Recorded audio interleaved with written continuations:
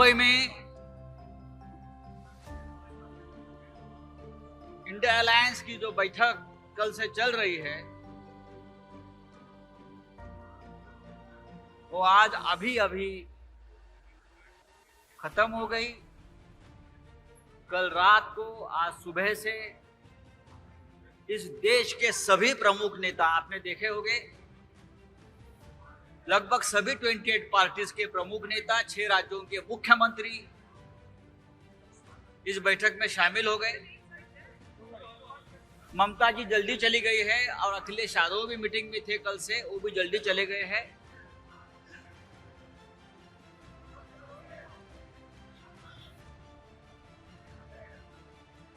और India alliance जो हमारा गठबंधन है, वो गठबंधन बहुत ही मजबूती से उभर कर सामने आ रहा है।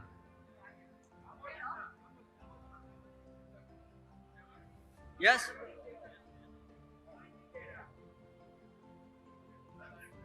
ये आवाज का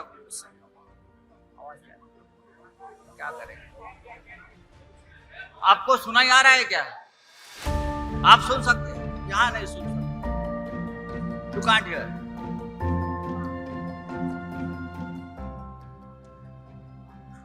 कल रात को और आज पूरे दिन 3 बजे तक लगभग सभी प्रमुख विषयों के ऊपर चर्चा हो गई। कुछ इंपॉर्टेंट रिजोल्यूशन भी हमने पास किए हैं और खास करके इंडिया अलायंस की coordination committee, 14 member coordination committee, उनका स्ट्रक्चर हो गया है।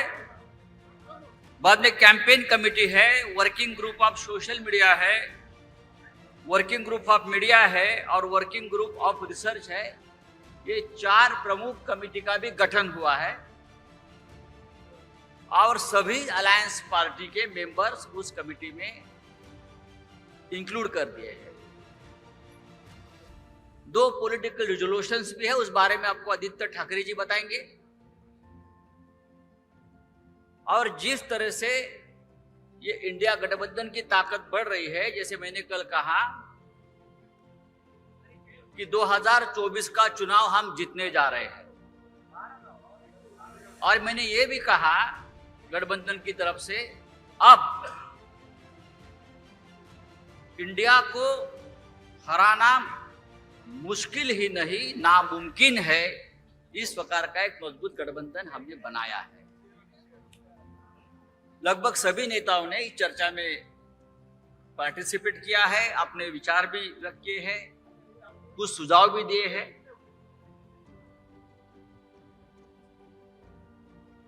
प्रमुख नेता आपसे डायलॉग करेंगे, उसके बाद आपके सवाल, बहुत ही सिलेक्टेड सवाल के जवाब दिया जाएगा।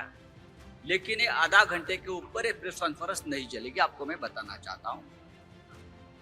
कमेटी का पूरा जो ब्यौरा है या पूरी कमेटी है, उसका लिस्ट आपको दी जाएगी, यहाँ पढ़ने की जरूरत नहीं है। लेकिन जो मेन कमेटी है, कोऑर्डिनेशन कमेटी, 14 मेंबर, सिर्फ उसके नाम मैं आपके सामने पढ़ लेता हूं। Shri K C. Venugopal, Indian National Congress, Shri Sharad Pawar ji, NCP, Shri T R. Baalu, DMK, Shri Hemant Soren, Jharkhand Mukti Morcha, Shri Sanjay Raut, Shivsena, Shri Tejashwi Yadav, RJD, Shri Abhishek Banerjee, TMC, Shri Raghav Chadha, already given, okay, print out already given, मुझे लगता है अब पढ़ने की जरूरत नहीं है। मैं अभी, यू आर नॉट रिसीव्ड, तो ठीक है। Tejashwi Yadav RJD, Abhishek Banerjee TMC, Raghav Chadha AAP, Javed Ali Khan Samajwadi party, Lallan Singh Janata Dal united, D Raja CPI, Omar Abdullah National Conference, Mehbooba Mufti PDP, CPI M का नाम आ जाएगा, लेकिन बाकी जो कमेटी के जो नाम है आपके पास आ जाएंगे। मैं अब आज के जो स्पीकर्स है, मैं रिक्वेस्ट करूंगा इंडियन नेशनल कांग्रेस के अध्यक्ष हमारे नेता मल्लिकार्जुन खड़गे साहब को कि आप, सॉरी नाम तो आपने दिया है। हाँ, मैं इस आज के इंडिया बैठक के होस्ट, 2 दिन से जो आप देख रहे हो ये पूरा मीटिंग का लीडरशिप, पहले रेजोल्यूशन आप कर रहे हो,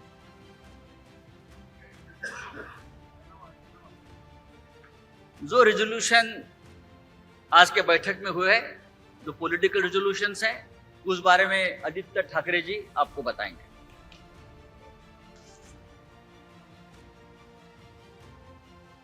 नमस्ते, जय हिंद। आज इंडिया पार्टीज ने 3 रेजोल्यूशंस पारित करे हुए हैं, उसको मैं पढ़ के दिखाता हूँ। पहला रेजोल्यूशन ये है कि we the India parties hereby resolve to contest the forthcoming Lok Sabha elections together as far as possible. Seat sharing arrangements in different states will be initiated immediately and concluded at the earliest in a collaborative spirit of give and take. दूसरा resolution ये है, we the India parties hereby resolve to organize public rallies at the earliest in different parts of the country on issues of public concern and importance. और तीसरा resolution ये है, we the India parties hereby resolve to coordinate our respective communications and media strategies and campaigns on the theme of जुड़ेगा भारत जीतेगा India in different languages. Thank you. Jai Hind.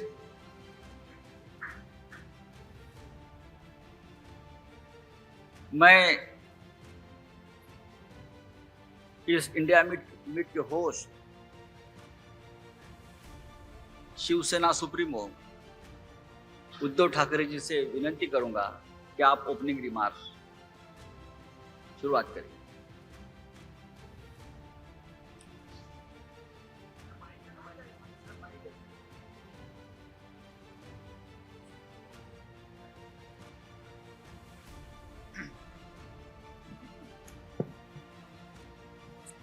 इंडियाच्या 3ऱ्या मीटिंगसाठी देशभरातून आलेल्या सर्व मातब्बर आणि मान्यवर नेत्यांचं मी स्वागत करतो और मैं धन्यवाद देना चाहता हूं।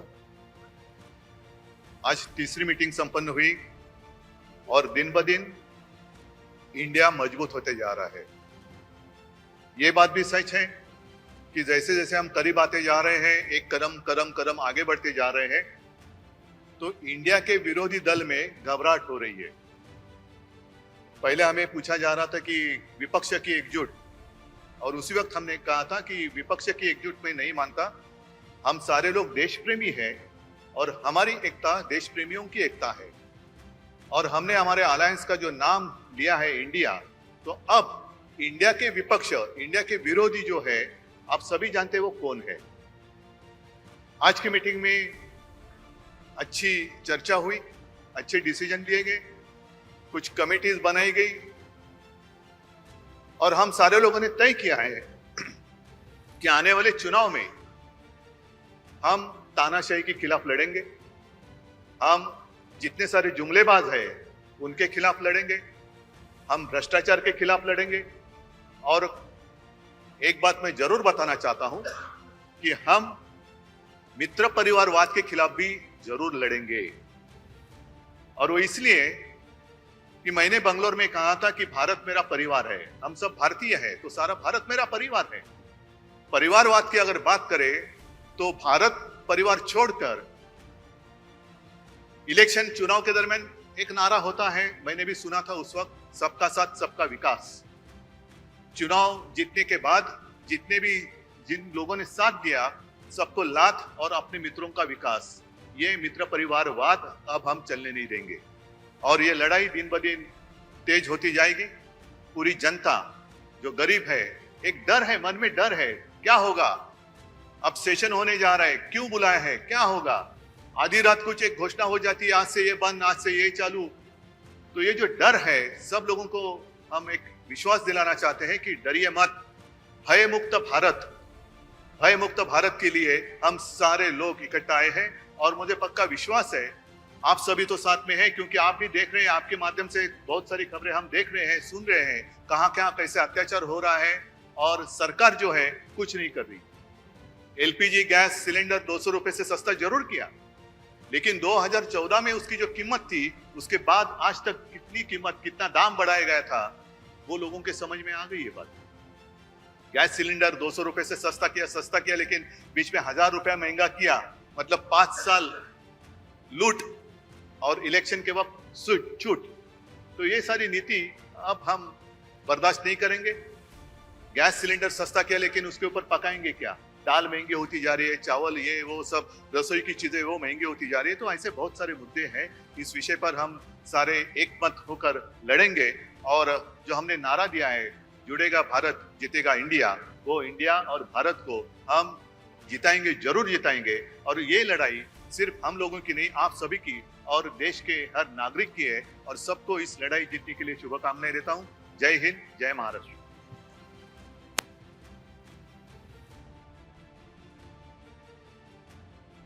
मैं अब कांग्रेस के अध्यक्ष, हमारे सबके नेता मल्लिकार्जुन खड़गे साहब को विनती करूंगा कि आप अपनी बात सामने रखें।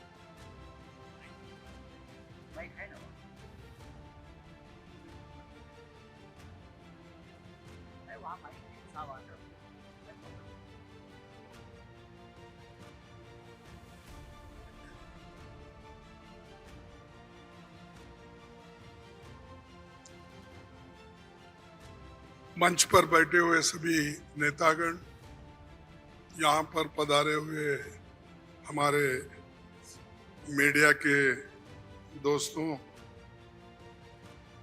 सारे नाम लेने की वजह से यही बेहतर होगा कि जो कोई इस स्टेज पे बैठे हैं सभी को मैं नमस्ते करते हुए अपना 4 शब्द आपके सामने रखूंगा। आज की ये जो बैठक हुई, ये बहुत ही ठीक ढंग से सभी पार्टियों ने मिलके चलाया। इसका उद्देश्य क्या था, ये तो उद्धव ठाकरे जी ने कहा है और हम इसकी कोशिश बहुत दिन से कर रहे हैं। जब मैं बेंगलोर में था, उस वक्त भी जो वहाँ पर मीटिंग हो गई थी, इससे पहले पटना में हो गई थी। उसके पहले तैयारी के लिए हमने मेरे घर पर भी राहुल साहब और नीतीश साहब, तेजस्वी और हमारे पवार साहब सभी मिल के एक बार बात की है। उसका एक ढांचा बना। उसके बाद जो नीतीश साहब के पटना में पहला मीटिंग हुआ, उस मीटिंग में एक एजेंडा तय करने की बात हो गई और उसके बाद में बेंगलोर का हुआ। अब यहाँ पर मुंबई में आज सभी लोग मिलके अपनी बात को रखे और खास करके सभी को एक ही, सबका उद्देश्य एक ही है कि महंगाई को कैसा कम करें, इसके लिए कैसा लड़े, अनएम्प्लॉयमेंट के लिए कैसा हम लड़े। और इतने प्राइसेस जो बढ़ रहे पेट्रोल और डीजल के, और खास करके मोदी जी हमेशा 100 रुपए बढ़ाते हैं, 2 रुपए कम करते हैं। अब पेट्रोल की, एलपीजी की जो दाम थी वो मोर और लेस डबल हो गई। लेकिन उन्होंने उसमें से सिर्फ 200 रुपये कम किया, यानी 700 बाकी रहा।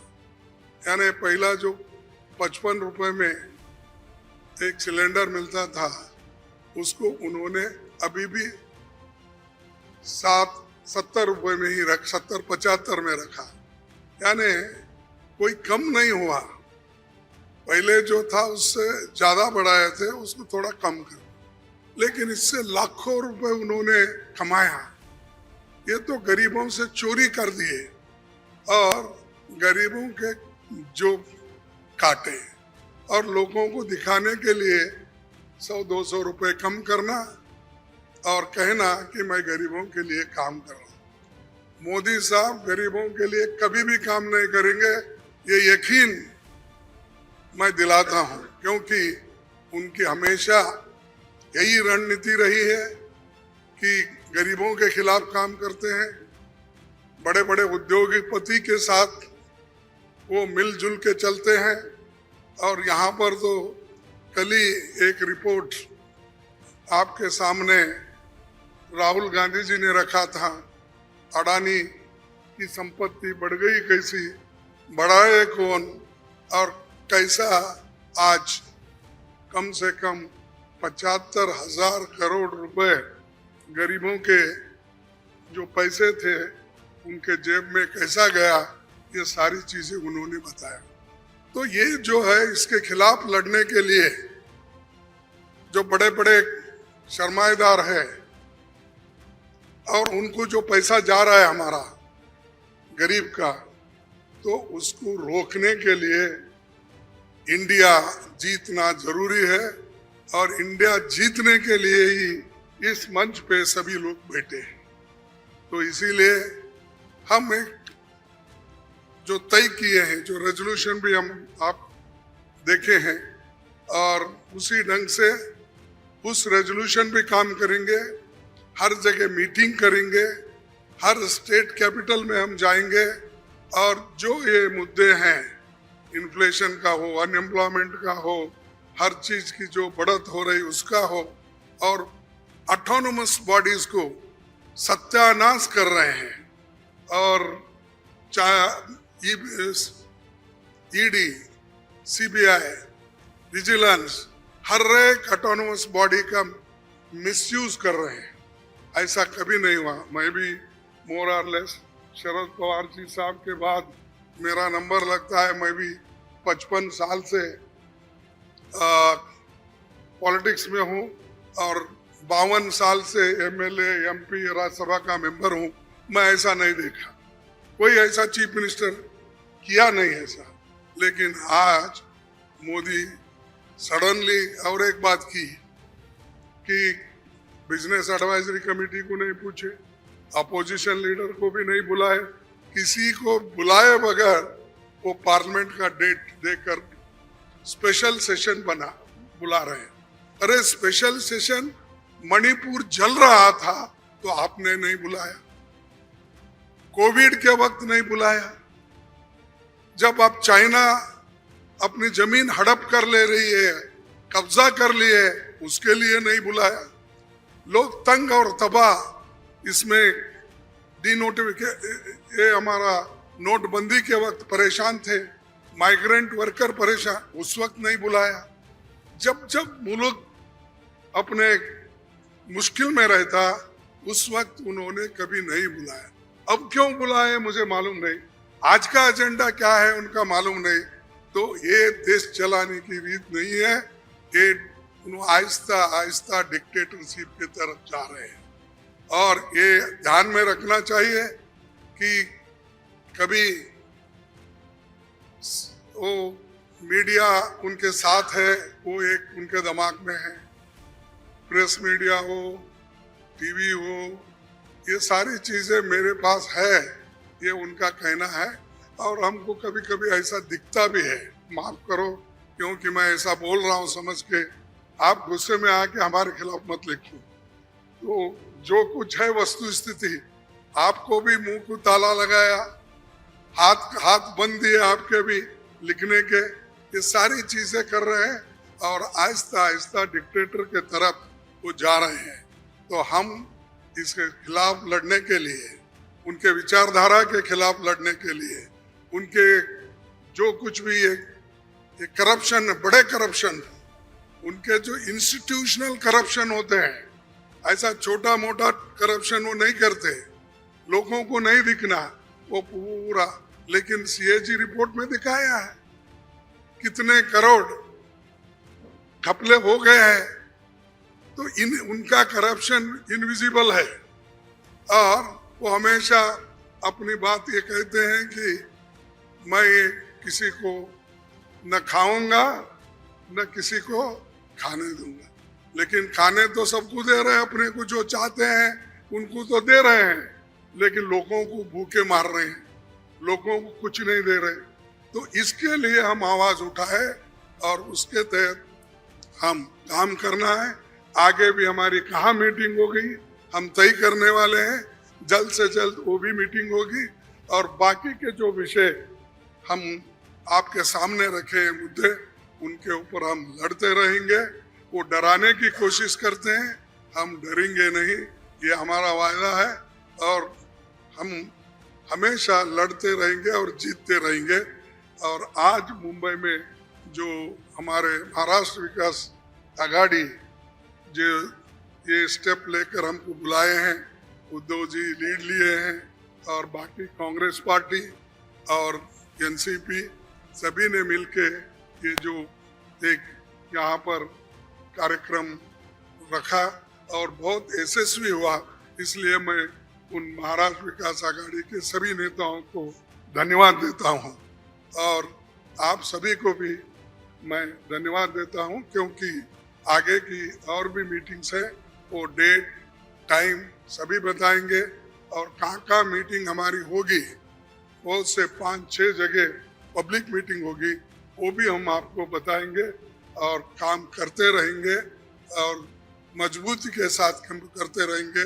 इसको ढीला करने की कोशिश मोदी जी कितना भी कोशिश करे, हम वो डरने वाले नहीं हैं। इसीलिए मैं इतना ही कहूँगा कि उन्होंने तो हमेशा मोदी जी झूठ बोलते ही रहते हैं, लेकिन लोग उनको सच समझते हैं।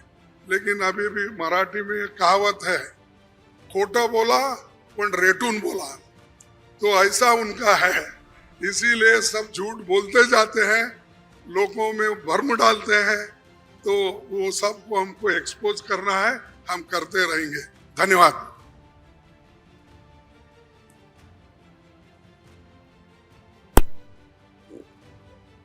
थैंक यू खड़गे साहब। डेफिनेटली इंडिया जीतेगी, लेकिन ये जीत की शुरुआत हो गई है पाटना से, पाटना की भूमि से, और हम सबको एक साथ लाने की सबसे पहली जिम्मेदारी ली थी नीतीश कुमार जी, लालू जी, आप सभी ने। मैं अब नीतीश कुमार जी, बिहार के मुख्यमंत्री महोदय, आपसे विनती करता हूं, आप आपकी बात है, वहाँ ही माइक है, आप वहां से बात कर सकते हैं, आप कर लीजिए।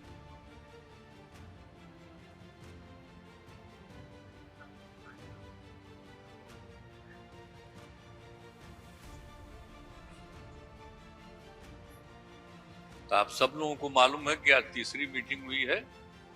इसके पहले 2 मीटिंग हो चुकी है और सबके बारे में आपसे चर्चा की जा चुकी है और बहुत अच्छे ढंग से कल से ही बातचीत हुई और आज मीटिंग हो गई।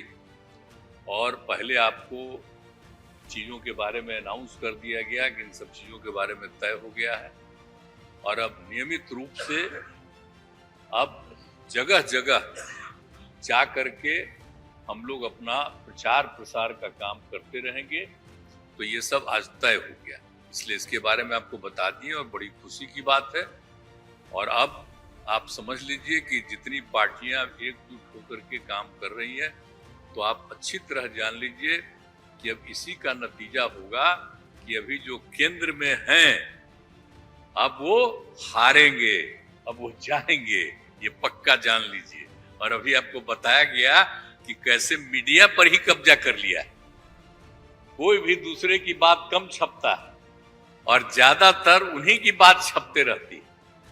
कितना काम पहले हुआ है अलग अलग राज्यों ने कितना काम किया है दूसरे दूसरे पार्टियों ने, उसका कम छपता है। ये कम करते हैं और ज्यादा छपता रहता है, तभी तो आप लोगों पर कब्जा न है जी, तब तो उपाय है। और जब एक बार उनसे मुक्ति मिलेगी तो आप सब प्रेस वाले आजाद होइएगा और जो आपको उचित लगेगा वही लिखिएगा और वही बोलिएगा। ये बहुत जरूरी है।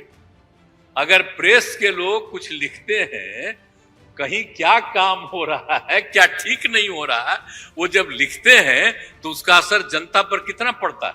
और आजकल देख रहे हैं कोई काम नहीं कर रहे हैं और खाली उनका बड़ाई हो रहा है। आज जो राज्य वाला बेचारा जो काम कर रहा है उसकी चर्चा कम होती है।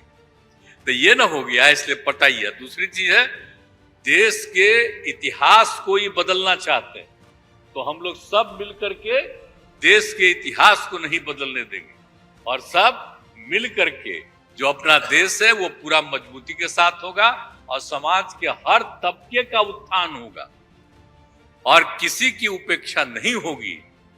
तो इसीलिए सब मिल करके, और जानते भी न हैं, बहुत कोशिश चलते रहते हैं हिंदू मुस्लिम कुछ इधर उधर हो जाए, लेकिन सबको एकजुट होकर के न है जी, देश तो सबका है ना, तो सब एकजुट होकर के, तो सब मिल करके और सारा अच्छा काम कर रहे हैं, तो सबको लेकर के आगे बढ़ाना है।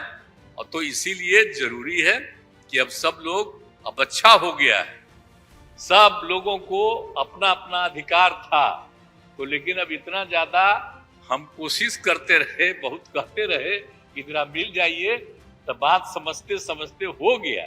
अब तो हम यही चाहते हैं कि अब तेजी से काम हो।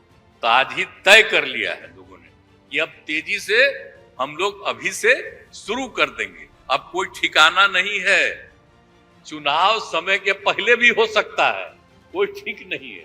इसलिए हम लोगों को भी तो अलर्ट रहना पड़ेगा। इसलिए हम लोग सब इंटरनल बात पूरा कर लिए, यही पूरा बात ये है। और बाकी कई लोगों को अब जिम्मेवारी दे दी गई है, सब तरह का काम करेंगे। इसके लिए बहुत अच्छा है और आप सब लोगों से भी आग्रह करेंगे कि कृपा करके जब हम लोग अब एकजुट हो गए हैं तो हम लोगों के काम का भी थोड़ा आप लिखते रहिएगा, थोड़ा प्रचार करते रहिएगा। ये बहुत बहुत धन्यवाद।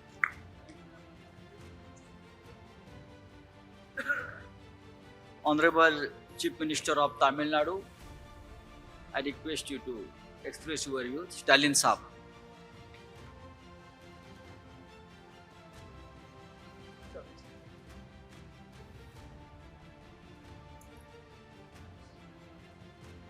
அனைவருக்கும் வணக்கம்.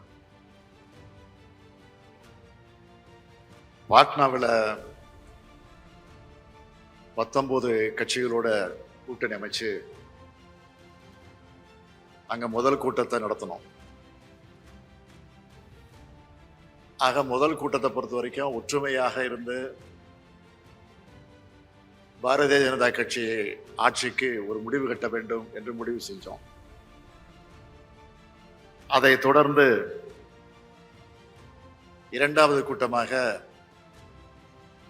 பெங்களூர்ல நடத்தினோம்.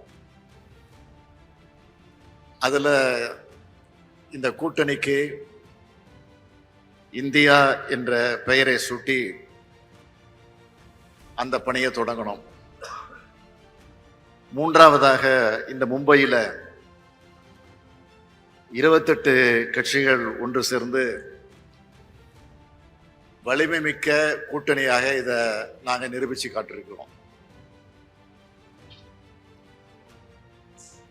நடைபெற்று கொண்டிருக்கக்கூடிய பாரதிய ஜனதா கட்சி எப்படிப்பட்ட ஒரு சர்வாதிகார ஆட்சியை நடத்தி கொண்டிருக்கிறது என்பது உங்களுக்கெல்லாம் நல்லா தெரியும். அதில் இப்போ குறிப்பாக பிரதமராக இருக்க மோடி அவர்கள் எங்கே போனாலும், அது அரசு நிகழ்ச்சியாக இருந்தாலும் சரி, கட்சி நிகழ்ச்சியாக இருந்தாலும் சரி, அல்லது தனிப்பட்ட எந்த நிகழ்ச்சிக்கு போனாலும் அங்கெல்லாம் இந்த 9 வருஷமா செஞ்சிருக்கக்கூடிய சாதனைகளை பற்றி சொல்ல முடியாம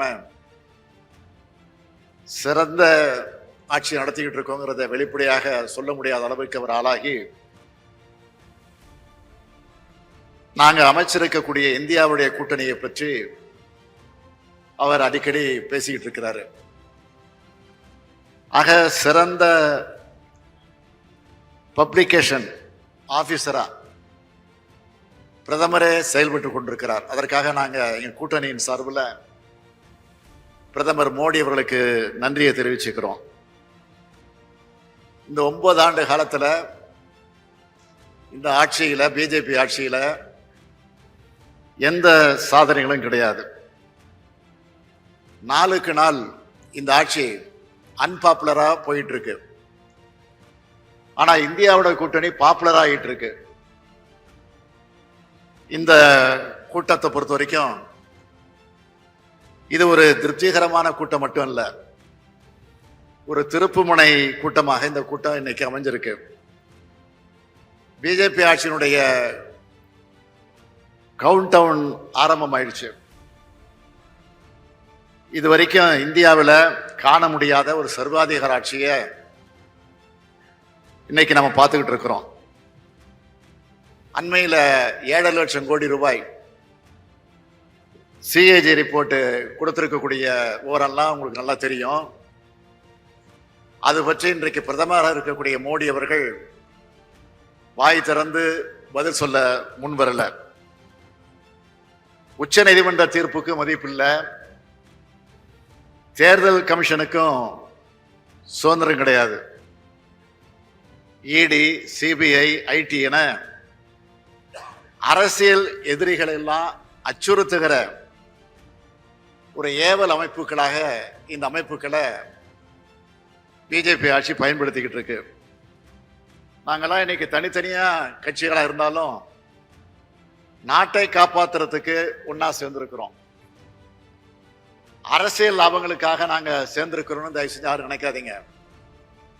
இந்தியாவினுடைய மாண்பை காப்பாற்றுவதற்காக, இந்தியாவினுடைய மதச்சார்பின்மையை காப்பாற்றுவதற்காக, இந்தியாவினுடைய சமூக நீதியை காப்பாற்றுவதற்காக நாங்கள் எல்லாம் இன்றைக்கு கொண்டு சேர்ந்திருக்கிறோம்.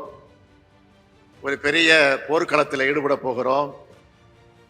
அப்படி ஈடுபடக்கூடிய அந்த போர்க்களத்திற்கு நீங்கள் எல்லாம் எங்களுக்கு பக்கபலமாக இருக்கணும், துணை நிற்க வேண்டும் என்று என்னுடைய அன்பான வேண்டுகோளை இந்த நேரத்தில் எடுத்து வச்சு இந்த கூட்டத்தில் கலந்து கொண்டு உங்கள் அனைவரையும் சந்திக்கிற வாய்ப்பை பெற்றமைக்கு மீண்டும் ஒரு முறை என்னுடைய நன்றியை தெரிவித்து விடைபெறுகிறேன். நன்றி, வணக்கம்.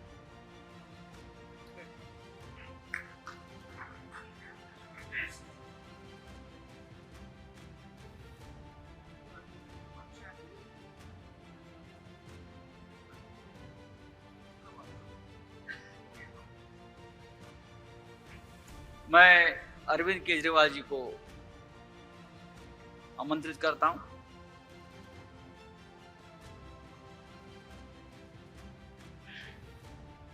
आप सब लोगों को मेरा नमस्कार।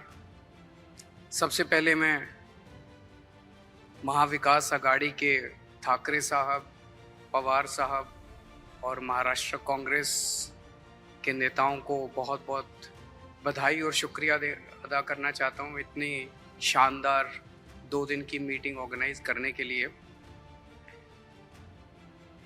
ये जो इंडिया अलायंस है, ये अलायंस कुछ चंद 26, 27, 28 केवल पार्टियों का अलायंस नहीं है। ये इंडिया अलायंस इस देश के 140 करोड़ लोगों का अलायंस है और ये लोग एक साथ आए हैं।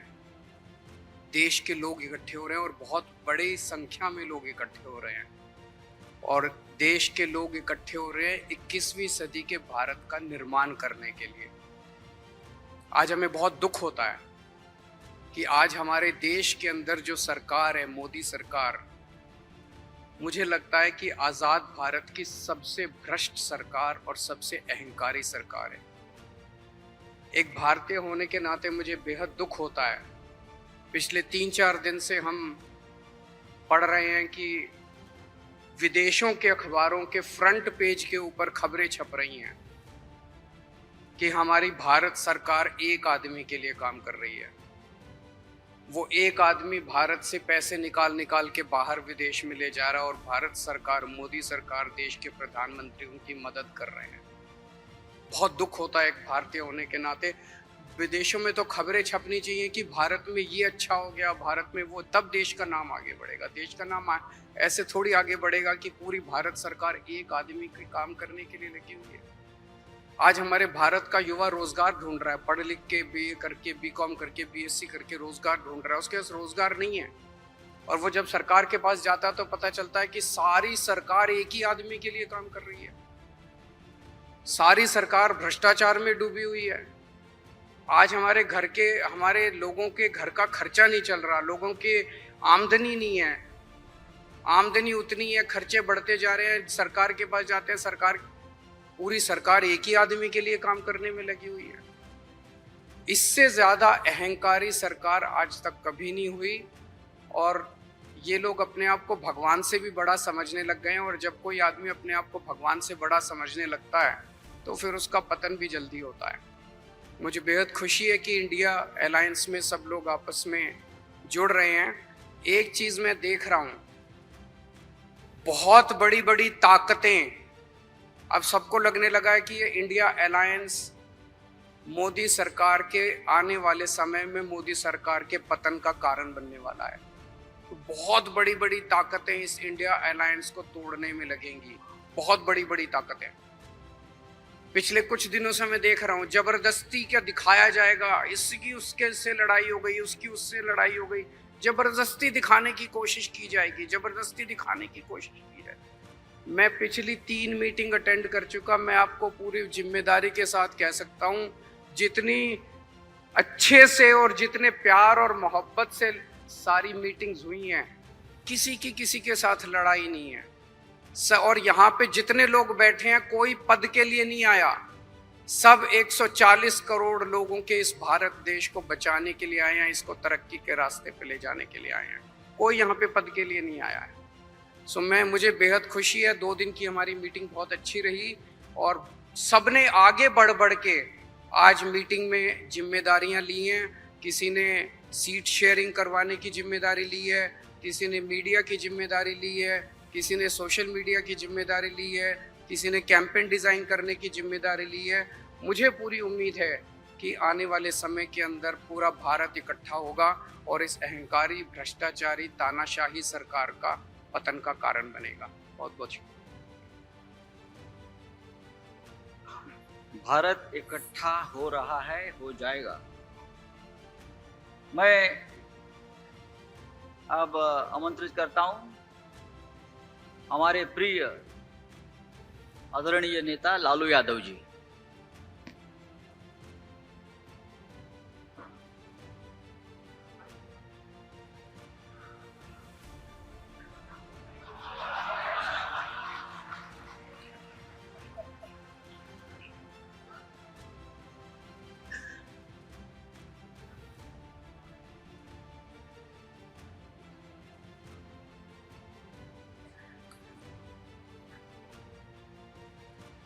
कांग्रेस पार्टी के अध्यक्ष जी शरद पवार जी, मंच पर बैठे हुए हमारे देश के सभी पार्टी के नेतागण, मोदी के पार्टी को छोड़ के, मुझे काफ़ी प्रसन्नता हुई कि हम इस देश के विभिन्न पार्टियों के नेता अलग अलग बैठे थे और नरेंद्र मोदी ससर रहे थे आगे। हम एक नहीं थे, एक मंच पर एक उम्मीदवार खड़ा नहीं होते थे, उसका खमियाजा देश को भुगतना पड़ा और मोदी काफ़ी इसका लाभ उन्होंने उठाया। हम शुरू से ही यह लड़ाई लड़ते रहे कि भाजपा हटाओ, देश बचाओ। भा मने भाजपा, ज मने जलाओ और पा मने पार्टी, बोलते रहते थे। ये बात सही हो रहा है, सही निकल रहा है। इस देश में माइनॉरिटी सुरक्षित नहीं है, क्या क्या हुआ आपको मालूम होगा इस देश में क्या हो रहा है कि आज हमारे अल्पसंख्यक भाई सुरक्षित नहीं है, महसूस नहीं कर रहे हैं। अच्छा, देश में गरीबी बढ़ रही है, महंगाई बढ़ रही है, 60 रुपया किलो भिंडी हो गया, भिंडी। टमाटर का जो हाल है सो जानते ही हैं, जबकि टमाटर में कोई स्वाद ही नहीं है इनके राज में।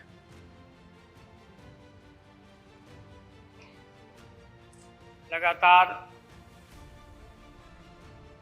लड़ाई लड़ते लड़ते हम लोग आज इस मुकाम पर आए हैं कि अब हम सब पटना, बंगलोर और महाराष्ट्र, यहाँ मुंबई में ये मीटिंग के बाद अब एक निष्कर्ष पर हम लोग पहुंचे हैं और एक स्वरूप बना है, संगठन बना है जो पढ़ करके आप लोगों को सुनाया गया।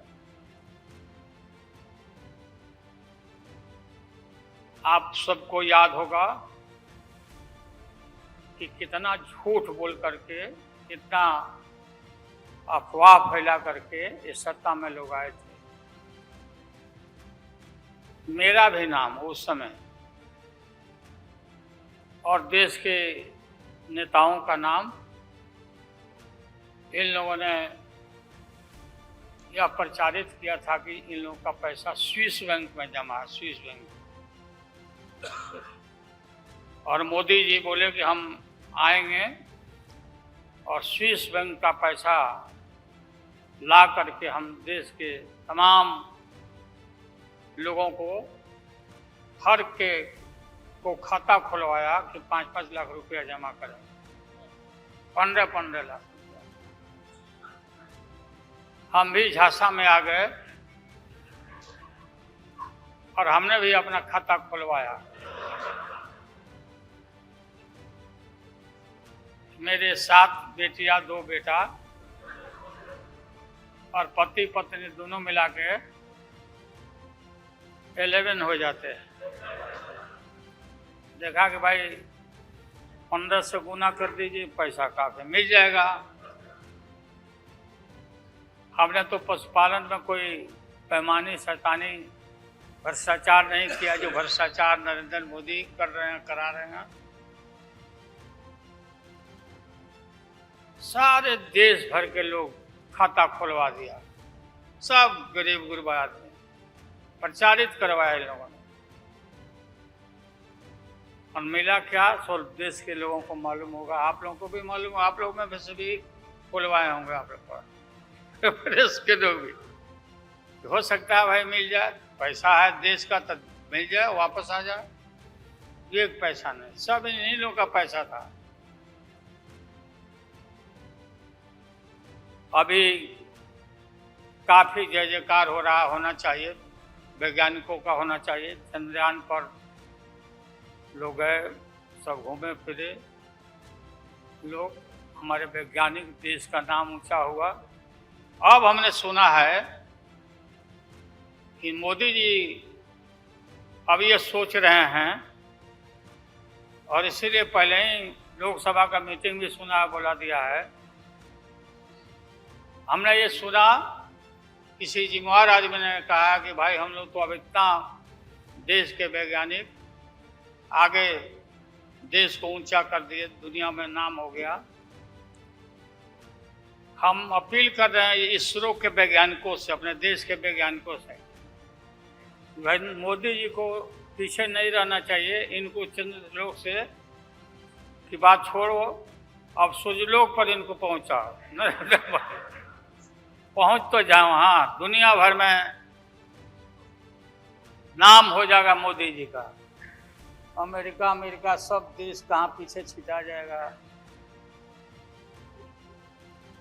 राहुल गांधी जी घूमते रहते हैं अमेरिका में, कई देश में घूमे, इनको अवसर मिला है।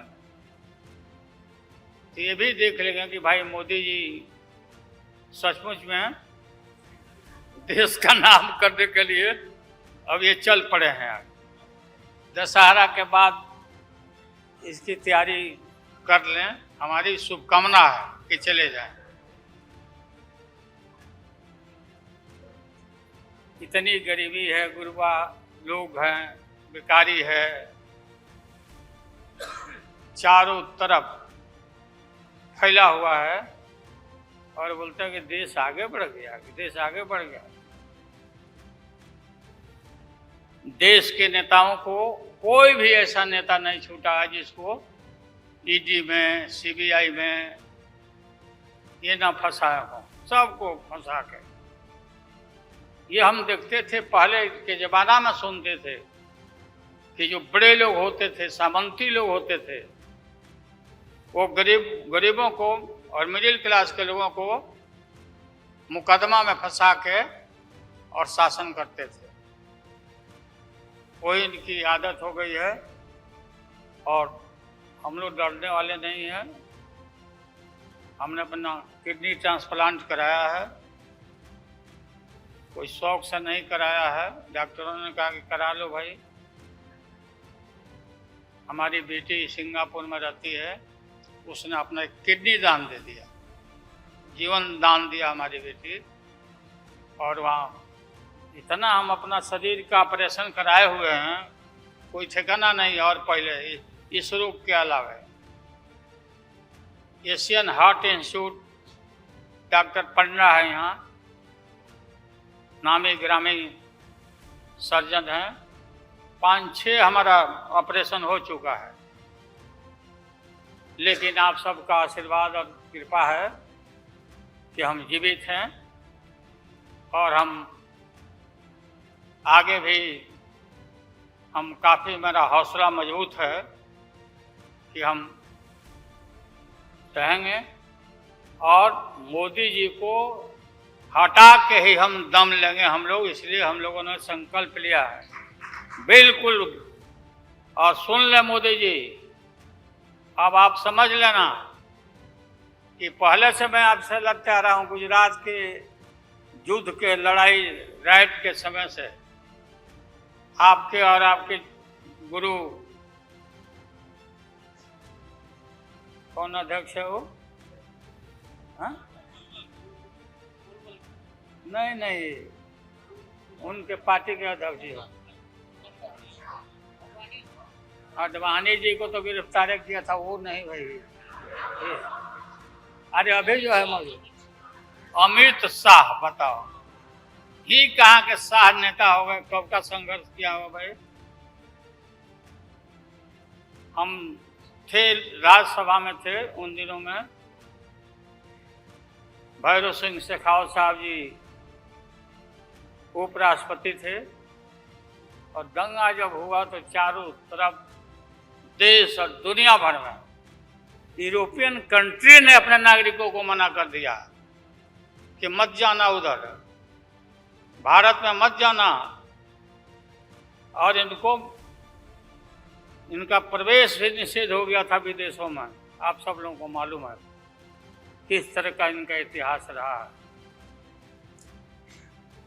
हम गमछी बिछा के फ्लोर ऑफ द हाउस वहाँ बैठ गए आगे, चेयरमैन के चेयर के नीचे। हम कहा कि मोदी को गिरफ्तार करो, गिरफ्तार करो मोदी को, नहीं तो नहीं उठेंगे। चारों तरफ से हाउस गर्म हो गया, गर्म हो गया हाउस। और गर्म होने के बाद काफी इनको परेशानी हुई, और स्वर्गीय अटल बिहारी वाजपेयी जी वो नेता थे, वैसा नेता हमने नहीं देखा। उन्होंने कहा नरेंद्र मोदी को कि राजधर्म ये कोई चीज होता है, राजधर्म। लेकिन जो आदमी गिरफ्तारी के बाद इतना सारा विपक्ष, सब लोग हम लोग जुट गए थे कि भाई कम से कम कंडेम भी करो उनके एक्शन को। नहीं किया ये लोग,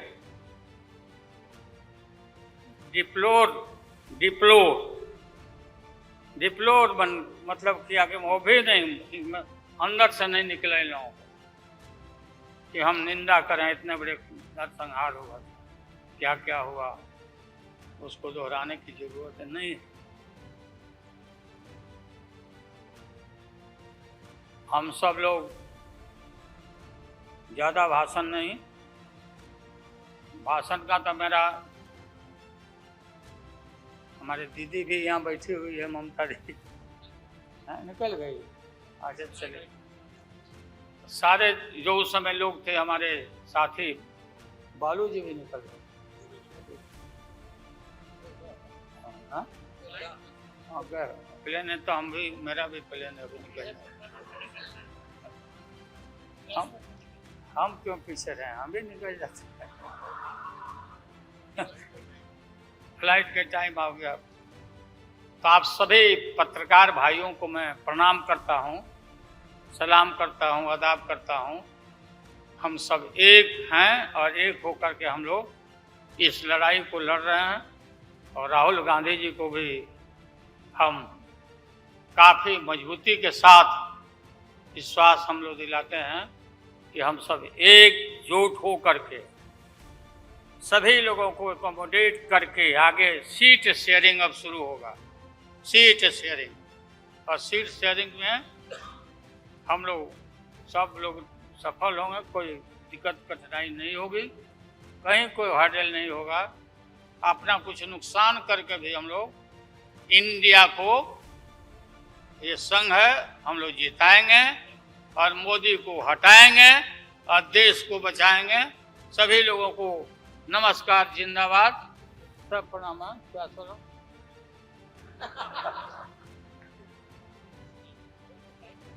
टाइम भी हो गया, तो नमस्ते सब लोगों को, प्रणाम। पवार साहब के लिए भी हम लोग की शुभकामना है। आप पुराने नेता हैं, डटे रहिएगा, अपना पार्टी को मजबूत रखिए, हम लोग आपके साथ हैं। अब मैं सीताराम येचुरी जी को आमंत्रित करता हूं अपनी बात रखने।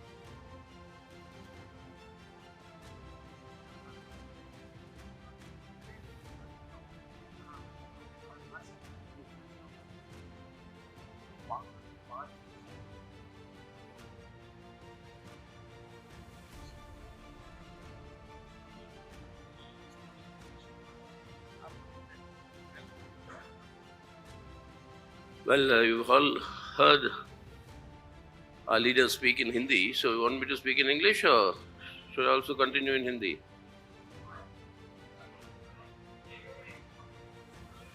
Telugu, my mother tongue. Huh? Well, you've heard the basic decisions here. India, this alliance is met, it is expanded. There are two more parties that have joined, and we think that more will join. And we have worked out the understandings on the basis of which the seat sharing will be done at the state levels. State level seat sharing all the discussions will take place at the state level. अच्छा बताइए Lalu ji, Lalu ji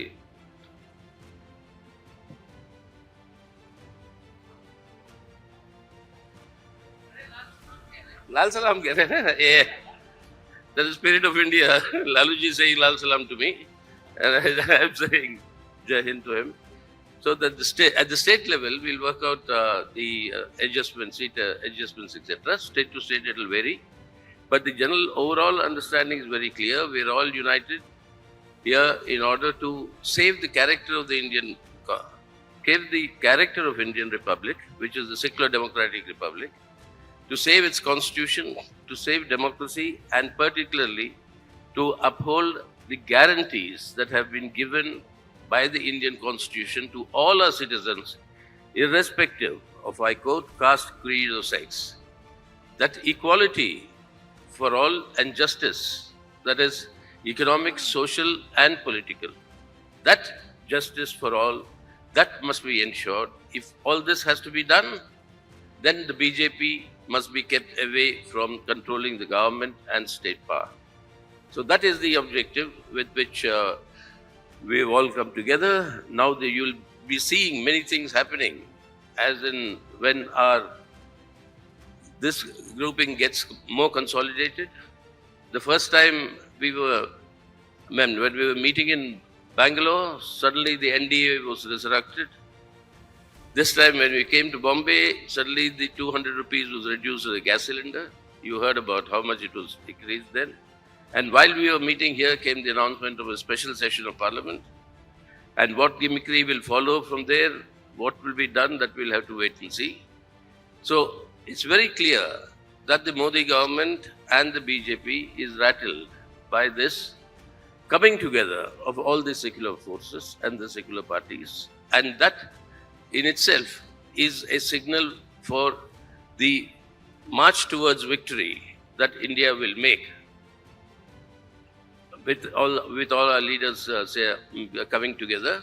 And we propose to consolidate this further with a series of public meetings spanning across the country, and that will from all parts of the country ranging out. So now from this meeting we are reaching out to the people. We are already with the people, but we'll be reaching out to the people through public actions and action programs, and that will be further strengthened in the days to come. So that is in addition to what has already been told here. We really think in the coming months you'll see more of united activity amongst all the parties that are represented here, and we are sure that more and more parties will be joining the India grouping, and this will consolidate further in order to save India today. So saving India and then changing India for the better, that is the objective with which we all come together, and that is what we will ensure, and that is our assurance to the people of our country. Thank you. अब मैं आमंत्रित करता हूं आदरणीय प्रिय Rahul Gandhi ji.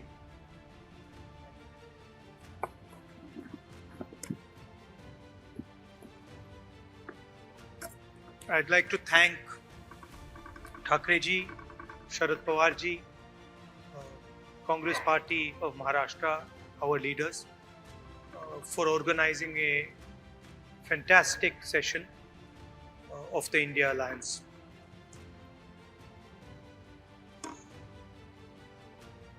Two very big steps were taken. The most important thing to understand is that this stage represents 60% of the Indian population. If the parties on this stage unite, it is impossible for the BJP to win an election. So the task in front of us is to come together in the most efficient way possible. And two big steps have been taken in that regard.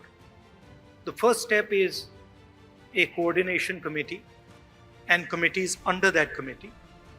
And the second step is a decision that we will expedite all seat sharing discussions and decisions and make them happen as soon as possible. These are two very, very powerful steps in ensuring that the India Alliance defeats the BJP. The election is very, very clear. I did a press conference yesterday, and the nexus between the Prime Minister and a particular businessman is there for every single person to see. I mentioned yesterday in my press conference that the G20 is taking place, and it is very important for India's credibility, our nation's credibility, that the Prime Minister makes his position very clear and begins an inquiry on what has happened with regards to Mr. Adani. The Prime Minister and the BJP are a nexus of corruption. And that is the first thing that the India Alliance is going to demonstrate and prove. The idea behind Prime Minister Modi's government is to extract money from the poor people of this country and transfer it to a limited few. And so we are going to propose a clear path, development path. We are going to put together a clear set of ideas that will once again involve the poor people, the farmers, the kisans, the workers in the progress of this country. I'd like to once again thank all the senior leaders, and I'm confident that the India Alliance will defeat the BJP. The final thing I'd like to say, of course, there are leaders who are much more senior than me, but the real work in this alliance is the relationships that are forged between the leaders of this alliance. And I can say with confidence that these two meetings have done a huge amount in building the rapport between all the leaders and ensuring that all of us work together as one. I can see that there is flexibility among all the leaders in the way we are approaching things. There are differences, of course, but I am extremely impressed by the way those differences are minimized and ironed out. Thank you very much. Of course, I don't want to comment much about the press, but I think Laluji said it best. You're also in some ways restricted and chained, and India Alliance is working to free you from your chains. Thank you.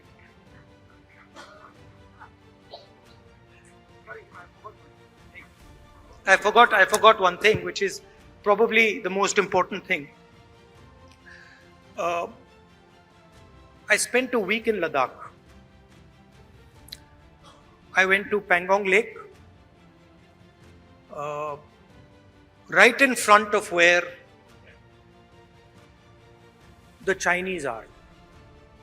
And I had detailed discussions, probably the most detailed discussions that any politician outside Ladakh has had with the people of Ladakh.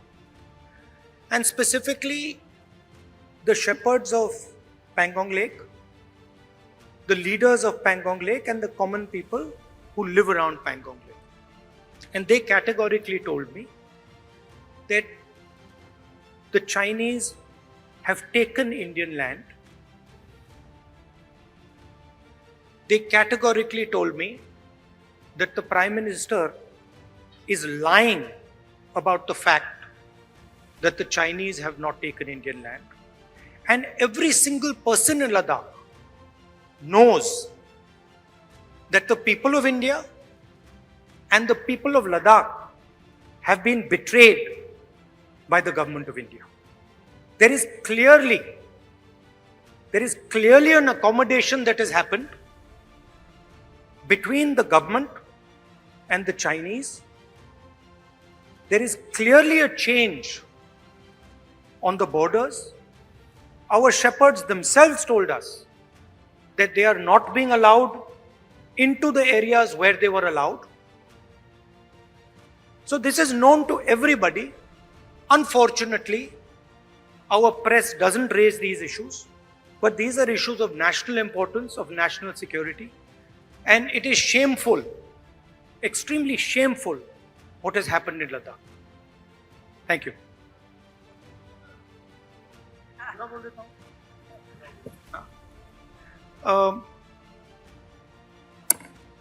सबसे पहले मैं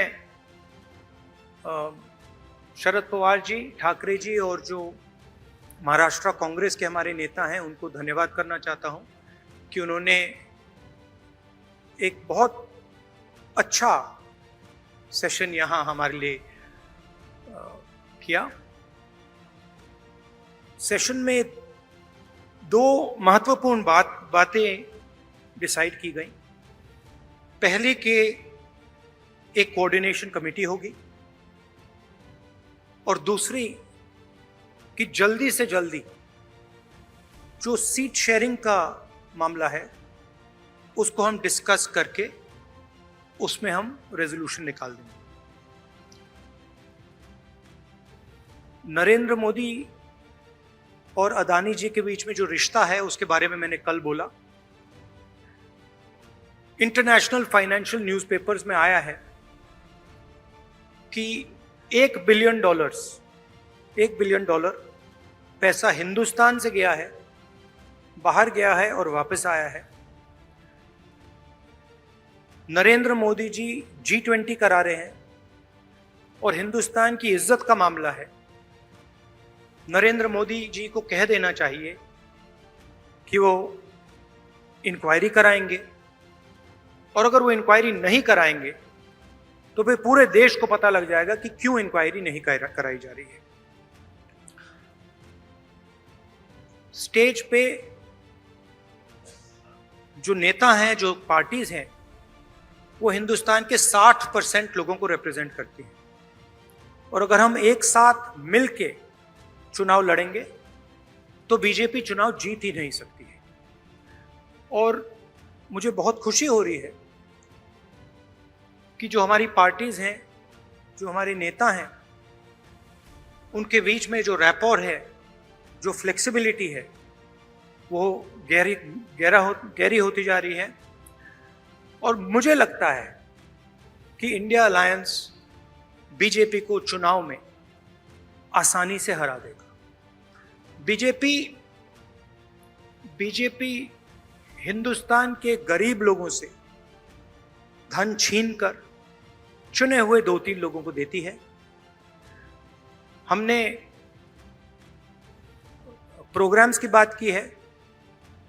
एक हम committee बना रहे हैं जो policies के बारे में डिस्कशन करेगी, और जो हमारे किसान हैं, मजदूर हैं, गरीब लोग हैं, उनके लिए जो हमारा विजन है वो हम थोड़ी ही देर में हिंदुस्तान को, आप सबको दिखाएंगे।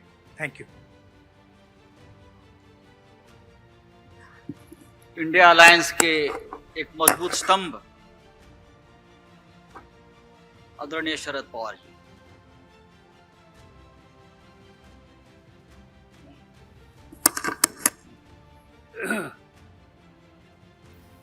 सम्माननीय वैश्विक साथियों, कल से हम देश के 28 पॉलिटिकल पार्टी के नेता जिनकी उपस्थिति 68 के आसपास थी, यहाँ बैठे, और कई दिनों से हमारे सबके मन में देश के सामने कोई गंभीर समस्या है, इस पर बहस करके आगे की नीति तय करने का काम इस 2 दिन के सेशन में हम लोगों ने किया। मैं शुरू में सभी पॉलिटिकल पार्टी जो बाहर से यहाँ आए, इनकी यहाँ जो प्रबंध व्यवस्था करने की जिम्मेदारी उद्धव ठाकरे जी के नेतृत्व वाली शिवसेना हो, कांग्रेस पार्टी हो, राष्ट्रवादी कांग्रेस पार्टी हो, सभी साथियों ने अच्छी तरह से की, और इसीलिए इन सभी नेता लोगों को मैं धन्यवाद देता हूँ कि जिसकी शुरुआत हमने निहार की थी, कर्नाटक से की, इस 38वां दफा महाराष्ट्र में हुआ, और आगे की लाइन हमारी तय होने में इसकी बहुत मदद हो गई। और देश में अलग अलग राज्यों में अलग अलग स्थिति है, लोगों की समस्या बहुत है। चाहे किसान की समस्या हो, खेडूत की समस्या हो, मजदूरों की समस्या हो या नौजवान साथियों की समस्या हो, आज जिन लोगों ने एक भरोसे से देश की कारोबार चलाने की जिम्मेदारी भारत की जनता पार्टी इन लोगों के साथियों के हाथ में दी, आज वही लोगों में एक तरह से नाराजगी की भावना थी जगह जगह पर देखने के लिए मिलती है। उनकी सच्ची समस्या है, मगर हुकूमत हाथ में आने के बाद जिन लोगों के एक जमाने में जमीन पर फैज थे, आज जो अधिकार हाथ में मिला, इसका नतीजा, इसका परिणाम इन नेतृत्व करने वाले लोगों के काम करने के निर्णय में हो गया। आज हम लोग देखते हैं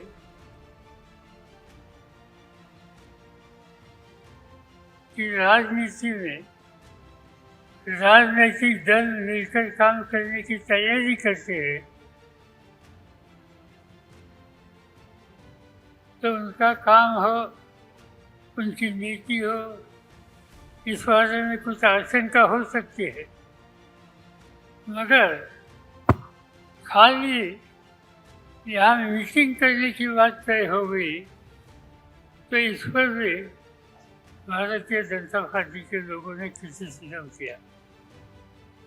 उन लोगों ने कहा नेतृत्व ने कि मिलने की क्या आवश्यकता है, प्रजातंत्र में कोई भी इशू हो लोगों के सामने, इसलिए मिलकर आपस में बहस करके कोई रास्ता निकलेगा कैसे, इस पर ध्यान देना, ये तो कोई गलत बात नहीं है, मगर हम लोग यहाँ मिले इस पर भी एक तरह का क्रिटिसिज्म हमारे कुछ साथियों ने किया।